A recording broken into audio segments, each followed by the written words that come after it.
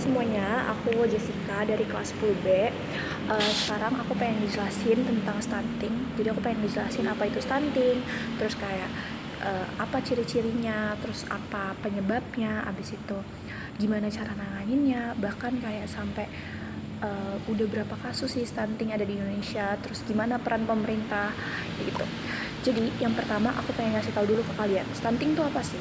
Jadi stunting itu salah satu jenis masalah pada anak atau kayak gangguan pertumbuhan pada anak yang disebabkan karena gizinya tuh buruk gitu. Terus ini tuh memiliki penyebab dalam jangka pendek maupun jangka panjang kayak gitu. Terus aku pengen ngasih tahu ke kalian nih, kayak apa sih penyebab stunting itu. Jadi sebenarnya penyebab stunting ini tuh ada banyak, ada beberapa faktor, tapi kayak ada faktor utama yang menyebabkan stunting gitu. Ada dua faktor utama. Yang pertama itu kurangnya asupan gizi pada ibu hamil, dan yang kedua itu kebutuhan nutrisi anak tidak tercukupi. Jadi kalau misalnya ada ibu hamil dan selama hamil ini asupan gizinya kurang, besar kemungkinan anak yang dikeluarkan ini atau anak yang dilahirkan ini itu mengalami stunting gitu. Terus sama juga kalau misalnya anak ini udah lahir, udah bertumbuh, tapi nutrisi anak ini tuh enggak terpenuhi, itu tuh juga bisa bikin kita mengalami stunting kayak gitu.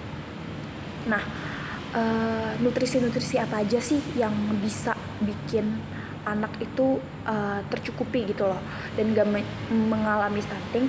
Yang pertama itu kalian makan yang kaya akan protein, makan makanan yang kaya akan mineral zinc, terus kayak zat besi, dan itu penting buat anak di usia balita gitu. Terus selain itu beberapa faktor lainnya itu bisa disebabkan karena kurangnya pengetahuan ibu terhadap pentingnya pemenuhan gizi sebelum hamil, saat hamil, maupun sesudah melahirkan gitu. Terus biasanya juga disebabkan karena kurangnya persediaan air bersih dan sanitasi. Jadi biasanya kalau misalnya kita kurang air, itu kita juga bisa kurang air bersih, itu kita juga bisa mengalami stunting kayak gitu. Terus biasanya berat badan ibu tidak naik selama hamil atau kenaikan berat badan ibu kurang dari nilai ideal, itu juga menyebabkan anak yang dilahirkan memiliki kemungkinan yang besar untuk mengalami stunting. Terus faktor lainnya itu ada terbatasnya akses pelayanan kesehatan. Terus ada juga ini yang mungkin agak jarang, tapi ini juga bisa menjadi salah satu faktor, yaitu anak menderita penyakit yang menghalangi penyerapan nutrisi. Jadi anak saat sakit dan mereka kayak nggak bisa untuk menutrisi atau nggak bisa menyerap nutrisi, jadi dia akan mengalami masalah baru di dalam tubuhnya, yaitu stunting ini.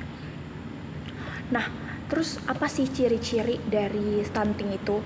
Ciri-cirinya tuh banyak, kayak tumbuh kembangnya itu melambat, terus kayak wajahnya itu tampak lebih muda dari anak usianya, terus berat badannya tuh nggak naik atau bahkan cenderung menurun, terus kemampuan fokusnya itu nggak baik, kayak mulai dari ingatannya gampang lupa, terus kayak nggak bisa fokus. Itu biasanya ciri-ciri orang anak mengalami stunting kayak gitu. Terus biasanya anak yang mengalami stunting itu cenderung lebih pendiam dari yang biasanya. Terus kayak pertumbuhan gigi pada anak itu melambat. Terus dalam jangka panjang bagi anak perempuan itu bisa berpotensi telat menstruasi pertama kayak gitu. Terus penyebab lainnya itu anak-anak yang mengalami stunting itu lebih mudah terserang penyakit-penyakit atau infeksi-infeksi lain kayak gitu. Nah, apa sih akibat dari stunting ini? Nah, akibat dari stunting ini untuk jangka pendeknya itu kayak yang tadi aku bilang, itu tuh kayak menyebabkan gangguan fokus, jadi kayak di otaknya itu jadi lebih melambat kerjanya, jadi susah fokus. Terus kayak perkembangan metabolismenya juga menurun, terus pertumbuhan fisik pada anaknya juga terganggu kayak gitu. Sedangkan untuk jangka panjangnya itu tuh bisa penyakit jantung, terus penyakit di pembuluh darah, terus kayak kemampuan perkembangan kognitifnya tuh menurun. Terus anak yang mengalami stunting ini juga meningkatkan resiko obesitas di anak tersebut kayak gitu. Yang sedangkan banyak banget bahaya obesitas di anak dan remaja kayak gitu. Terus ini tuh kayak hal yang penting banget buat kita perhatiin, karena di Indonesia itu banyak banget yang udah mengalami stunting. Kayak data Bank Dunia atau World Bank mengatakan angkatan kerja yang pada masa bayinya mengalami stunting itu mencapai 50%, yang artinya sebanyak 54% angkatan kerja saat ini adalah penyintas stunting. Nah, hal ini tuh ngebuat stunting itu menjadi perhatian yang serius dari pemerintah. Nah, pemerintah tuh berperan apa sih? Pemerintah tuh melakukan apa sih untuk stunting ini?